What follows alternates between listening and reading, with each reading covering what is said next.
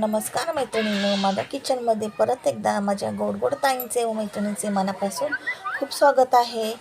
तर इथे मी आज तुमच्यासाठी घेऊन आले आहे मच्छी फ्राय, म्हणजेच बांगडा आणि वडे बोंबील होते. तर मी मस्त असे फ्राय कसे करायचे, भरपूर मैत्रिणींना किंवा ज्या नवीन असतील, शिकणाऱ्या, नवीन लग्न झालेल्या असतील, त्यांच्यासाठी हा व्हिडिओ आहे. मच्छी फ्राय करायचं म्हणजे त्यांना खूप अवघड वाटतं. तर पहिली धुवून घ्यायची स्वच्छपणे मच्छी आणि नंतर हळद, मीठ आणि लिंबू पिळायचा. 1 किंवा अर्धा लिंबू, नाही पिळलं तरी हरकत नाही, हळद मीठ लावून ठेवायचं. 5 ते 10 मिनटं ठेवायचं. नंतर ते मी घेतले थोडीशी हळद, थोडंसं गव्हाचं पीठ आणि लाल तिखट मसाला घ्यायचा आपला, जो आपण कालवणाला वापरतो तो, भाजीला कालवणाला, किंवा लाल मिरची पावडर घेतली तरी पण हरकत नाही.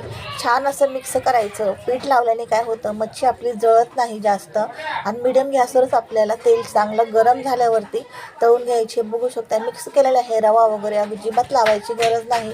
जर रवा पण लावायचा असेल आपल्याला तर ह्याच्यामध्येच आपण थोडासा रवाही घालू शकतो.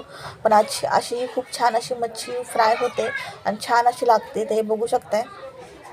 आणि लिंबू लावल्याने काय होतं, लिंबूने छान अशी एक टेस्ट येते मच्छीला, थोडंसं आंबटसर, आणि खूप छान अशी जो मच्छीचा उगरट वास असतो तो वास निघून जातो लिंबूने. लिंबू नसेल तर कोकमचं जे पाणी असतं बघा, कोकम सरबत असतं थोडंसं, कोणाकडं असतं त्यांनी टाकू शकता किंवा लिंबू लावू शकता, किंवा नसेल तरी पण हरकत नाही, तरी पण छानच मच्छी होती. अजिबात काय एवढा वास वगैरे अजिबात येत नाही. पण टाकल्यावरती लिंबू वगैरे टाकलं ना, थोडंसं आंबटपणाने छान असं म्हणजे जी चव असते ती चव आपशी मिळून येते.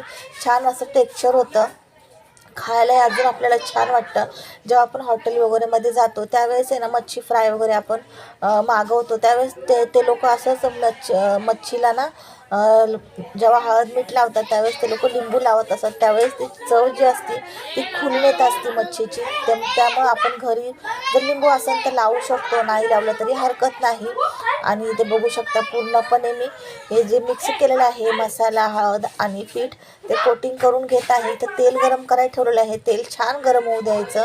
नंतर बारीक करायचा गॅस आणि मग मच्छी आपल्याला तेलात घालायची आहे.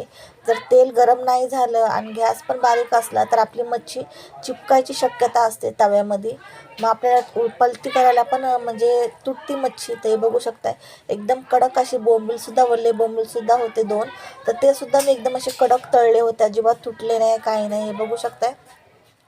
आणि जर ठसका वगैरे येत असेल, हे मच्छीतलं जे असतं ना पोटामधलं, ते हे काहीतरी काबुळे काहीतरी बोलतात, तर मला माहीत नाही काय बोलतात, काबुळे का काय, तर मी अंड बोलते मच्छीचं. हे तर खूप छान लागतं. हे मोठ्या मच्छीमध्ये मोठं असतं. हे मागूनसुद्धा घेत असतात. तर ही मच्छी बांगडे मोठे होते पण त्याच्यामधून निघलं तर खूप छान लागतं, टेस्टी लागतं. मला तर खूप आवडतं हे. तर मी बघा फक्त हळद मीठ लावून ठेवलेलं आणि ते असं छान असं मच्छीसोबत ते सुद्धा तळून घेतलं आहे. आणि तेल थोडंसं जास्तच टाकायचं मच्छी तळता वेळेस. काय होतं, ज्यावेळेस आपण कमी तेल घालतो ना तर ठसका खूप असा होतो आणि मच्छीला पण टेस्ट येत नाही, सुकी सुकी अशी मच्छी होती.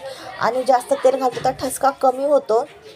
मच्छी पण छान आपली अशी ना, थोडीशी वलसर अशी होती, छान टेक्स्चर येतं, खायला तेवढी छान लागते. ज्यावेळेस मच्छी तळून होती तर आपण गॅस बंद करतो बघा. तर गॅस जेव्हा बंद करू त्यावेळेस आपण ना मच्छी बाजूला करायची, किंवा तव्यामध्ये बाजूला करायची, किंवा प्लेटमध्ये काढून घ्यायची. म्हणजे जे तेल आहे ना, नाही तर अशीच तव्यात ठेवली ना गॅस बंद केल्यावर, तर ते तेल आहे ना ते मच्छी पूर्णपणे सोकून घेते, तेल अजिबात राहत नाही. त्या उरलेल्या तेलामध्ये आपण जो साधा भात असतो, तो भात, सफेद भात, तो परतू शकतो. खूप छान सुंदर असा भात लागतो. जर भाजी वगैरे काही नसेल, कालवण वगैरे काही नसेल, फक्त मच्छी तळली असेल आणि आपल्याला सुका भात आहे म्हणजे फक्त सफेद, तर अशा प्रकारे भात मच्छीच्या तेलामध्ये गरम करून खाऊ शकतो. मच्छी आणि भात, किंवा चपातीसोबतही तेल खाऊ शकता, चपाती, मच्छी आणि ते तेल थोडंसं खूप छान लागतं असं.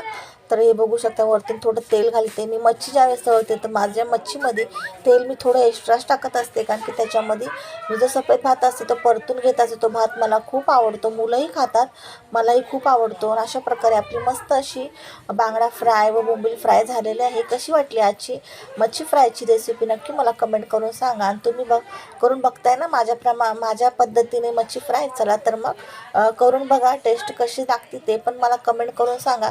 अशाच नवनवीन ब्लॉग, रेसिपी, व्हिडिओ, माहिती बघण्यासाठी चॅनल सबस्क्राईब करा. भेटू अशाच एका ब्लॉगसोबत.